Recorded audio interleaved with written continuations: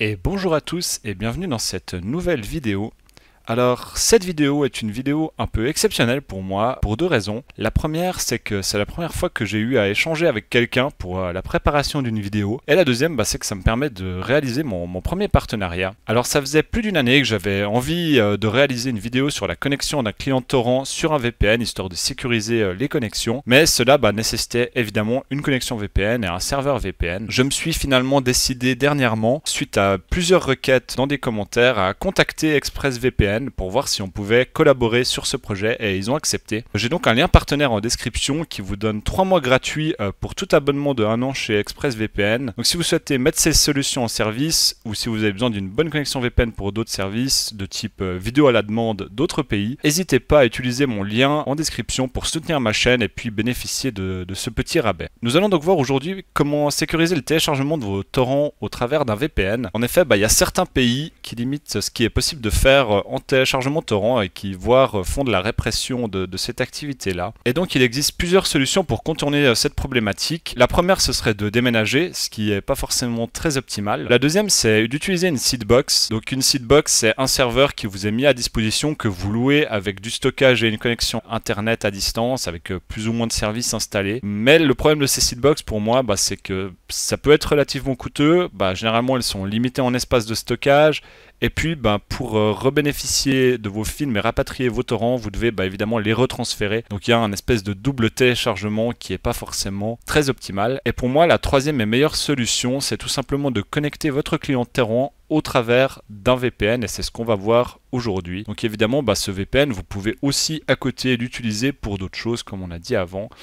Mais on va l'utiliser dans ce cas-là pour ça. Alors entrons maintenant dans le vif du sujet. Dans ma série de vidéos Docker intitulée Multimedia Automation, on avait vu l'installation de Jacket, Sonar, Radar, Deluge dans leur version simple. Et on va voir maintenant l'installation de Deluge dans sa version sécurisée par un VPN. Et au cas où vous souhaitez suivre cette série de vidéos, remplacez le processus du container Deluge par la vidéo que vous regardez à présent, histoire de pouvoir activer cette couche de protection VPN. Donc pour la partie Deluge et VPN, on va utiliser le container BinX Arc Deluge VPN qui est présent ici. Donc évidemment, comme d'habitude, je vous ai préparé un petit peu des choses sur GitHub ici que vous pouvez venir tout simplement chercher donc sous Repositories, Deluge VPN et puis dans dockercommand.txt.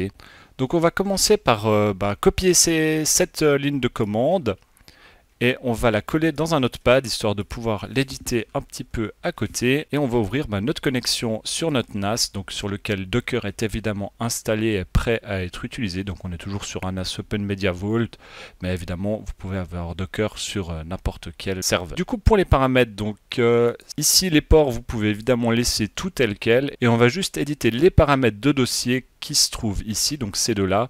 Alors de nouveau, on l'a déjà fait dans la précédente vidéo sur Deluge, mais on va répéter un petit peu ces étapes-là. Donc dans notre cas, mon dossier torrent, il se trouve dans Shared Folders, torrent, et je récupère tout simplement la racine de torrent pour la mapper sur data de mon container Deluge. Et puis, on va venir mapper notre dossier de configuration Shared Folders, Docker Data, Deluge VPN, tout simplement sur le dossier config de notre container Deluge. Donc ce dossier contiendra toutes les configurations de notre client torrent. Ce paramètre-là n'a pas besoin d'être ajusté et je vous ai déjà préparé un petit peu les paramètres pour la connexion qu'on va voir. Donc VPN activé, oui. Donc VPN username, ça va être le nom d'utilisateur qui vous est fourni du coup par ExpressVPN. Donc dans mon cas, je vais aller le chercher dans mon compte client. Donc ici, il vous faut faire configurer d'autres appareils. Et on va venir récupérer ici, tout en bas, dans configuration manuelle, nos paramètres de connexion. On récupère l'identifiant, donc qui est le nom d'utilisateur, et on le colle ici. Puis le mot de passe, là, que l'on prend également et que l'on colle dans notre commande pour remplacer le VPN pass. VPN provider, ici, du coup, vous laissez custom. VPN client, il faut laisser OpenVPN. Puis vient le paramètre LAN Network. Ce paramètre LAN Network qui dépend de votre infrastructure. Généralement, dans votre cas, ça va être 192.168.1.0 ou 192.168.0.0. Pour vous assurer de ça, il vous suffit d'ouvrir un invite de commande sur Windows, de taper la commande ipconfig et de récupérer votre adresse IPv4. Donc dans mon cas, c'est 10.0.0.50. Donc mon LAN network est de 10.0.0.0. Si vous aviez 92.168.1. quelque chose, il vous suffit de remplacer quelque chose par 0 et normalement ce sera OK. Ensuite, name servers, vous pouvez laisser tel quel et le reste également. Donc maintenant notre commande est prête, notre client déluge est prêt à être démarré, donc on copie tout simplement cette commande, on se connecte sur notre NAS et on va coller notre commande. Donc on voit ici le nom de mon container est déluge VPN. Donc on fait OK. Notre container a démarré, donc normalement dans container data, je vais avoir un nouveau dossier qui apparaît, voilà, déluge VPN. Il va s'agir maintenant d'arrêter ce container, donc on va l'arrêter. Et on va retourner sur le site de ExpressVPN pour aller télécharger le fichier de configuration OpenVPN qui nous intéresse. Donc ce fichier va définir l'adresse IP que vous allez faire apparaître. Dans ce cas, moi je vous recommande évidemment de prendre un serveur qui est le plus proche de chez vous possible. Donc dans mon cas, par exemple, je prendrais quelque chose en Belgique, par exemple. Mais pour vous, vous pouvez évidemment prendre un serveur en Suisse, etc. etc. Vous avez compris, l'idée c'est vraiment d'avoir quelque chose le plus près possible. Donc lorsque vous avez le fichier OpenVPN qui arrive, vous l'enregistrez tout simplement. Puis vous allez venir placer ce fichier dans le dossier de configuration de déluge VPN, dans le dossier OpenVPN. Donc tout simplement, je prends ce fichier, je le dépose dans le dossier.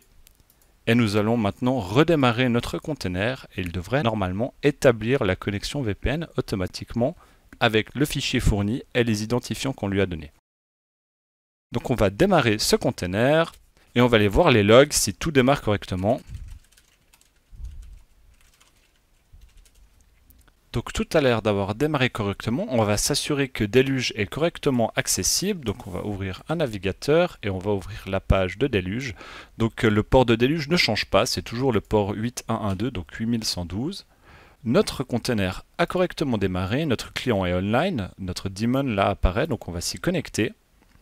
On peut fermer tout ça. Et on va pouvoir s'apercevoir ici en bas dans Déluge qu'on a une adresse IP externe qui nous est donnée. Et cette adresse IP externe, dans mon cas, ne correspond pas à mon adresse IP réelle. Donc le VPN s'est correctement connecté et l'adresse IP que je montre n'est pas celle à laquelle je réside. Donc le VPN fonctionne correctement. Il va juste falloir encore corriger quelques paramètres au niveau du stockage pour être sûr que tout est parfaitement OK. On voit ici, il me donne une erreur de stockage. C'est tout simplement parce que les dossiers de téléchargement ne correspondent pas à ceux que l'on a configurés. Donc si l'on revient dans torrent, donc on a mappé la racine de torrent sur data. Il faut donc que les sous-dossiers correspondent. Donc downloading to, moi j'aimerais que ce soit downloading. Puis déplacer les complétés vers Downloaded. Voilà.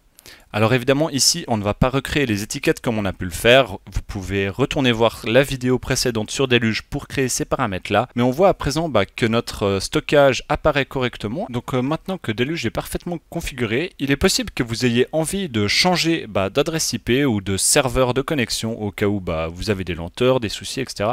Et c'est tout à fait possible. Il vous suffit pour cela de réarrêter votre container Déluge VPN, de revenir dans son dossier de configuration, de supprimer la configuration que vous utilisez actuellement pour la remplacer par une autre, donc par exemple un serveur suisse dans ce cas, et vous refaites exactement la même manipulation, tout simplement en déplaçant le fichier de configuration dans le dossier OpenVPN de la configuration et de redémarrer Déluge VPN. Et nous allons voir que notre adresse IP aura changé et voici. Donc on voit l'adresse IP a changé et il est possible de venir télécharger vos torrents à présent de manière cryptée et sécurisée. Et pour contrôler que tout fonctionne parfaitement, on va venir tout simplement télécharger un torrent donc depuis Internet Archive, donc ici un film de Chaplin. On va venir sur le torrent et je vais l'ajouter directement à mon client. Voilà, directement le torrent apparaît et le téléchargement commence à s'effectuer. Donc évidemment la vitesse de téléchargement, dans mon cas, elle dépend vraiment beaucoup plutôt des seeders. Ma connexion internet étant relativement bonne, mais on voit qu'on n'a vraiment pas de soucis de débit au travers du VPN. Donc voilà, c'est tout pour cette vidéo. Vous pouvez à présent télécharger du torrent depuis un autre pays. N'oubliez pas les liens affiliés en description. ça me soutient du coup, et bah, c'est la première fois de la chaîne qu'il y a quelque chose dans ce genre-là, donc n'hésitez pas.